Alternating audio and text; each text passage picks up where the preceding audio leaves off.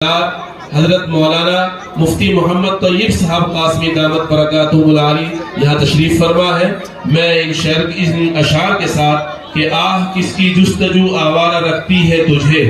آہ کس کی جستجو آوارہ رکھتی ہے تجھے، راہ تو رہرو بھی تو رہبر بھی تو منزل بھی تو، کانپتا ہے دل تیرا اندیشہ طوفان سے کیا، کانپتا ہے دل تیرا اندیشہ طوفان سے کیا، نا خدا تو بحر تو کشتی بھی تو ساحل بھی تو۔ حضرت مولانا مفتی محمد طیب صاحب قاسمی مائک پر۔ بسم اللہ الرحمن الرحیم، الحمدللہ کفا وسلام علی عبادہ الذین اصطفی، وبعد، اعوذ باللہ من الشیطان الرجیم، بسم اللہ الرحمن الرحیم، الف لام میم، ذالک الکتاب لا ریب فیہ ھدی للمتقین۔ میرے محترم بزرگوں اور دوستوں، اسٹیج پر جلوہ افروز حضرات علماء کرام اور مشائخ اعظام، آج کا یہ بہت خوبصورت پروگرام جو قرآن مقدس کے تعلق سے اور اصلاح معاشرہ کے تعلق سے منعقد کیا گیا ہے۔ بزرگوں اور دوستوں، یہ مدرسہ بدر العلوم ایک مدت سے یہاں اس بستی میں قائم ہے۔ اللہ رب العزیز کا شکر و احسان ہے کہ اس پوری بستی کو اپنے سائے میں لیے ہوئے ہیں۔ اس مدرسے کی برکت سے بہت سارے حفاظ کرام اس بستی میں ہیں، بہت سارے نادر خواہ اس بستی میں ہیں، اور ہمارے اہل اللہ علماء نے اس پر خاص توجہ رکھی ہے۔ حضرت مولانا ظاہر حسن صاحب رضی اللہ عنہ کی خاص توجہ تھی، ان کے سازادہ محترم حضرت الحاج مولانا مفتی محمد طیب صاحب رضی اللہ عنہ ان کی خاص توجہ تھی۔ ابھی اس مدرسے کو، اس ادارے کو جو حضرات سنبھالے ہوئے ہیں، وہ یقیناً بستی کے سبھی حضرات اپنی محبت کو اس کے ساتھ جوڑے ہوئے ہیں، اور ہمارے یہ دو تین نوجوان عالم دین حفاظ کرام مولانا محمد ظفر صاحب، قاری رشید صاحب، قاری وسیم صاحب، یہ حضرات بڑی محنت کے ساتھ، کافشانی کے ساتھ اس مدرسے کے ساتھ جڑے ہوئے ہیں، اور اس کی ترقی میں یہ شامل ہے۔ اللہ رب العزیز حضرات کو اور پوری بستی والوں کو خوب جزائے خیر عطا فرمائے، اور اس ادارے کے ساتھ پوری بستی کو، پورے علاقے کو محبت نصیب فرمائے۔ دوستو، قرآن مقدس کے تعلق سے یہ ادارے قائم ہوتے ہیں، اور ان کا سلسلہ نبی رحمت صلی اللہ علیہ وسلم نے جو مدرسہ حضرت ارقم صحابی رضی اللہ عنہ کے گھر پر، جس کو دار ارقم کہتے ہیں، وہاں شروع کیا گیا۔ صحابہ کرام آتے تھے، قرآن کی آیات سیکھتے تھے، اللہ کے رسول کی صحبت اختیار کرتے تھے، آپ کے پاس رہا کرتے تھے۔ تو 13 سال کا یہ عرصہ اللہ کے رسول صلی اللہ علیہ وسلم نے مکہ المکرمہ میں قرآن کی سیکھنے سکھانے کے ساتھ گزارا۔ اس کے بعد اللہ کے رسول صلی اللہ علیہ وسلم ہجرت فرما کر مدینہ منورہ تشریف لے گئے، اور مدینہ منورہ میں مسجد نبوی کے پاس اللہ کے رسول نے ایک چبوترا بنایا جسے صوفہ کہتے ہیں۔ وہاں صحابہ کرام رہ کر کے قرآن شریف کی آیات کو سیکھتے تھے، اللہ کے رسول صلی اللہ علیہ وسلم کی بتائے ہوئے طریقے کو سیکھتے تھے، احادیث کو سیکھتے تھے، اور اس مقام پر رہنے والے وہ صحابہ کرام کی تعداد 70 تک بھی آئی ہے، 80 تک بھی رہے ہیں، اس سے کم بھی رہے ہیں۔ اور حالات کی پوزیشن یہ تھی جو آج کے حالات میں جس قسم کرسی کی پوزیشن سے یہ مدارس چلتے ہیں، اسی ہی حالات پر وہ مدرسہ صرف قائم تھا۔ کہیں سے کچھ آ گیا، ان صحابہ پر خرچ کر دیا گیا، کہیں سے دودھ آ گیا، آٹا آ گیا، گوشت آ گیا، کوئی بھی چیز ایسے کھانے والی اس تعلق سے آ گئی، ان طلباء پر خرچ کر دیا گیا۔ چنانچہ ان حضرات صحابہ کرام کی تعداد 70 تک پہنچی ہے۔ تو ان کے حالات یہی تھے کہ کئی وقت کے فاتح رہتے تھے، کئی وقت کے فاتح گزرتے تھے۔ میں دفعہ کے واقعات سیدنا ابو ہریرہ رضی اللہ عنہ اس واقعے کے راوی ہیں، وہ فرماتے ہیں کہ ایک دفعہ کئی وقت ہم سے ایسے گزر گئے، بلکہ کئی دن گزر گئے کہ کھانے کو کچھ نصیب نہیں ہوئی۔ تو ہم لوگ اللہ کے رسول صلی اللہ علیہ وسلم آپ کے اپنے صحابہ کے ساتھ مسجد نبی سے باہر نکل رہے تھے، تو میں اپنی حالت ذات کو ان صحابہ کرام پر ظاہر کرنا چاہتا تھا کہ کوئی دیکھ لے میری حالت کو اور اسے ترس آ جائے۔ ابو ہریرہ کہتے ہیں کہ میں جیسے سیدنا حضرت عمر رضی اللہ عنہ مسجد نبی سے باہر نکلے، میں کھڑا ہوا تو انہوں نے پوچھا کیا بات ہے ابو ہریرہ، تم سے کھڑا نہیں ہوا جا رہا کہ کئی دن سے بھوکا ہوں، ہمت ختم ہو چکی ہے، طاقت ختم ہو چکی ہے۔ تو سیدنا عمر رضی اللہ عنہ کہتے ہیں کہ تیرا بھائی بھی اسی حال میں ہے، وہ نکل گئے۔ اس کے بعد سیدنا ابو بکر صدیق رضی اللہ عنہ تشریف لائے اور انہوں نے ان کے سامنے پھر ایسے کھڑا ہونا چاہا لیکن وہ کھڑے نہ ہو سکے، تو سیدنا ابو بکر صدیق رضی اللہ عنہ بھی یہ کہہ کر فارغ ہو گئے کہ تیرا بھائی بھی اسی حال میں ہے۔ اس کے بعد نبی اکرم سرور کونین فخر موجودات حضرت محمد مصطفیٰ صلی اللہ علیہ وسلم تشریف لائے اور سیدنا ابو ہریرہ رضی اللہ عنہ نے اپنی حالت کو ان کے سامنے پیش کیا۔ اللہ کے رسول صلی اللہ علیہ وسلم نے کہا کہ ابو ہریرہ میں سمجھ گیا کہ تجھ پہ طاقت اور ہمت نہیں رہی۔ اس کے بعد ان کو کہا میرے ساتھ آؤ، انہیں ساتھ لے کر گئے اور جانے کے بعد حضرت عائشہ کے مکان پر دستک دی اور یہ کہا کہ عائشہ کچھ کھانے کے لیے گھر میں موجود ہے؟ عائشہ کہتی ہے اے اللہ کے رسول صلی اللہ علیہ وسلم آپ لگاتار 3 دن سے فاقے سے ہیں، اگر گھر میں کچھ ہوتا تو آپ کو دے دیا،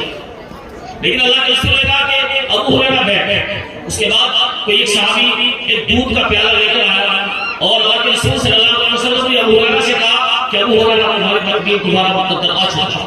اس کے بعد وہ پیالہ ان کے حوالے کیا اور یہ کہا چلو تمہارے ساتھ چلتا ہوں اپنے ساتھیوں کے پاس چلتا۔ صفہ مقام پر پہنچے اور آنے کے بعد ابو ہریرہ کہتے ہیں کہ میرے دل بھی یہ بات گشت کر رہی تھی کہ یہ دودھ کا ایک چھوٹا سا پیالہ ہے اور نبی اکرم صلی اللہ علیہ وسلم کی شان یہ ہے کہ وہ پہلے اور ساتھیوں کو پلائیں گے، اس کے بعد میرا نمبر آئے گا۔ تو ابو ہریرہ کہتے ہیں کہ جب اللہ کے رسول صلی اللہ علیہ وسلم نے مجھ سے صحیح کہا کہ ابو ہریرہ فلاں ساتھی کو پیش کر دو، فلاں ساتھی کو پیش کر دو، تو میں نے 70 کے 70 صحابہ کو وہ دودھ پلا دیا اور وہ پیالہ جو کم دودھ اس میں باقی تھی۔ اس کے بعد اللہ کے رسول نے کہا کہ ابو ہریرہ پی اور خوب سیراب ہو کر پی۔ میں نے خوب سیراب ہو کر چکر پیا۔ اس کے بعد میں نے وہ پیالہ اللہ کے رسول کے ہاتھ میں حوالے کر دیا، اللہ کے رسول نے وہ دودھ پی کر ختم کر دیا۔ تو مجھے بتانا اصل یہ ہے کہ یہ مدارس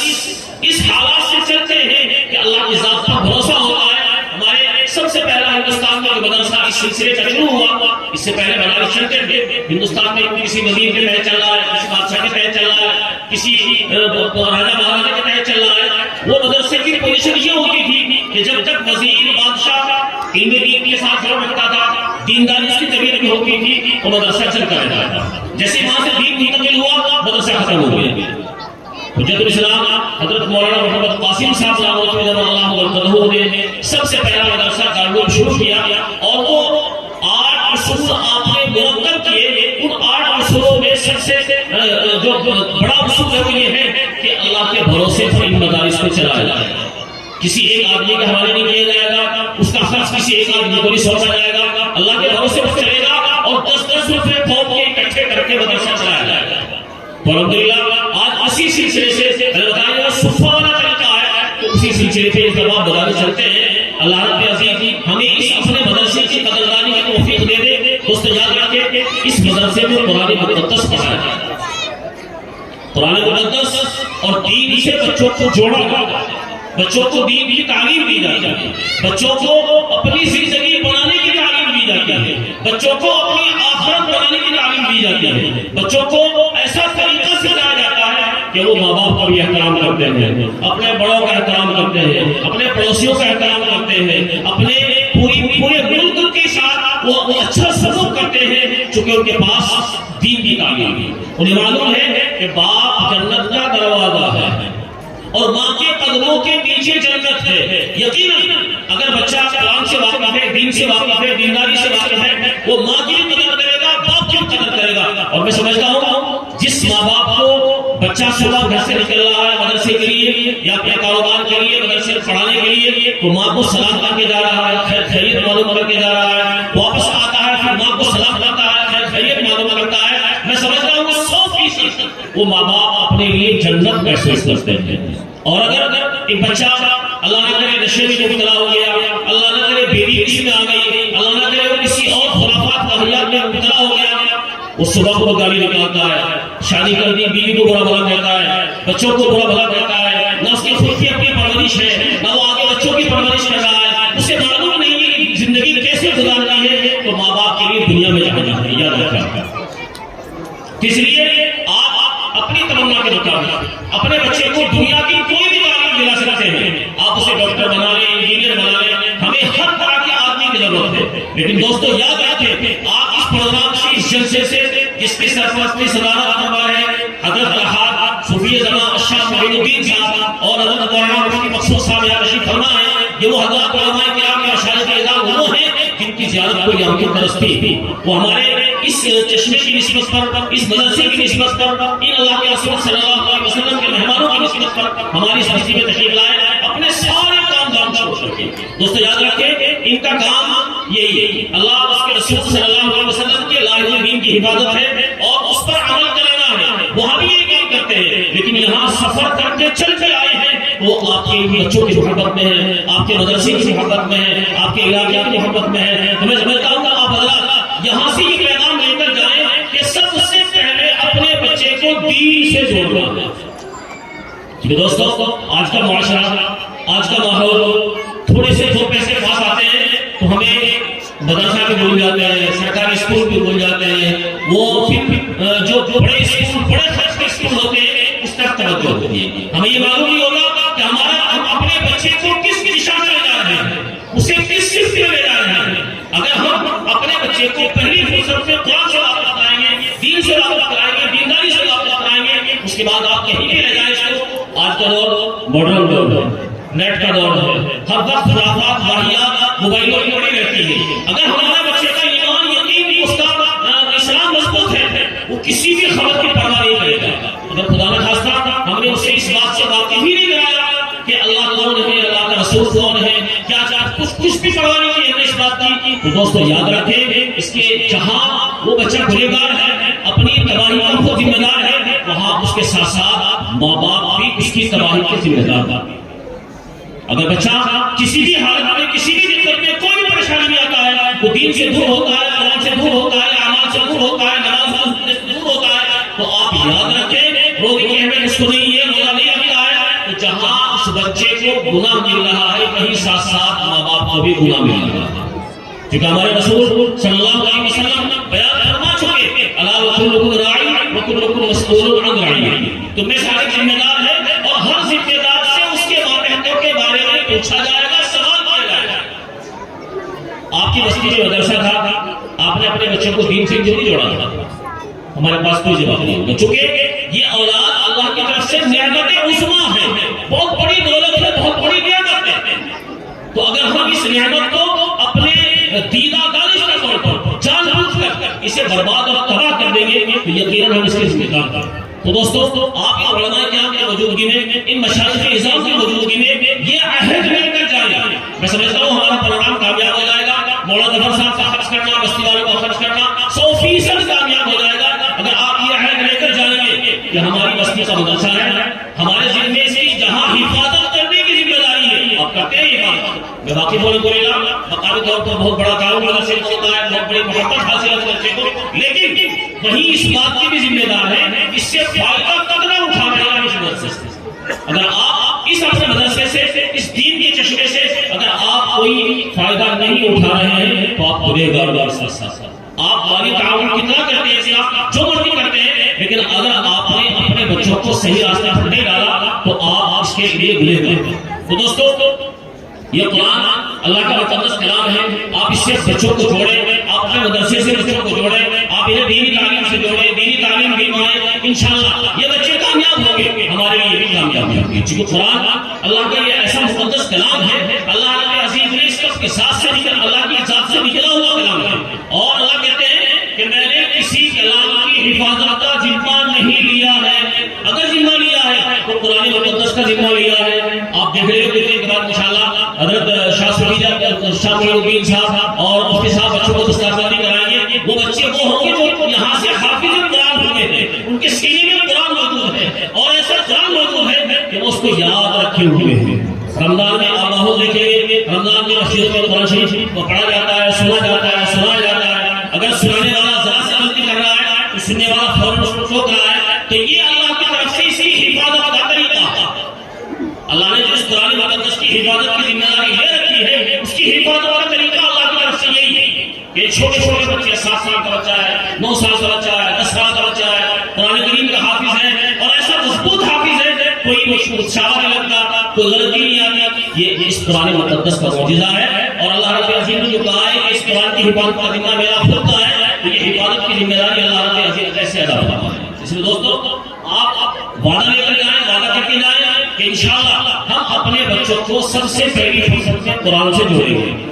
یاد رکھیں بچہ گھر میں قرآن شریف پڑھا ہوا ہے، بچی گھر میں قرآن شریف پڑھی ہوئی ہے، وہ روزانہ بیٹھ کر کے ایک پارہ پڑھتے ہیں، یاسین شریف کی تلاوت کرتے ہیں، مغرب بعد سے واقعہ کی تلاوت کرتے ہیں، عشاء کے بعد الف لام میم سے سورہ ملک کی تلاوت کرتے ہیں، وہ مندر پڑھتے ہیں، یاسین شریف پڑھتے ہیں۔ یاد رکھیں گھر کی ساری مصیبتیں، ساری مشکلیں خود بخود ختم ہو جائیں گی۔ ہم تو شکایت کرتے ہیں فلاں کے صاحب کے پاس جائیں، تعویذ لے لیں، دعا کے لیے کہتے ہیں، اگر گھر میں قرآن مقدس کی تعلیم ہوتی ہے آپ ساری بلاؤں سے بچ سکتے ہیں۔ اور یاد رکھیں جس گھر میں قرآن کریم پڑھا جاتا ہے وہ گھر اللہ کی طرف سے برکتوں سے بھر جاتا ہے، اس گھر میں کبھی مفلسی، غربت، پریشانی، دقت، بے برکتی نہیں آئے گی۔ وجہ کیا ہے کہ قرآن مقدس کا پڑھنا۔ دوستو یاد رکھیں جن بستیوں میں اللہ رب العزیز نے یہ مدارس کا سلسلہ شروع کیا، ان میں قرآن کریم کی تعلیم ہونی شروع ہوئی، اللہ رب العزیز نے حالات تبدیل کر دیے۔ میرا جس لوگوں سے تعلق ہے فیس بک، جو لوگ اب سے 20 سال پہلے فیس بک میں گئے ہوں گے، میں گیا، پورے گاؤں میں چھپڑ تھے، آج الحمدللہ چھپڑ تلاش کرنے کو نہیں ملتے۔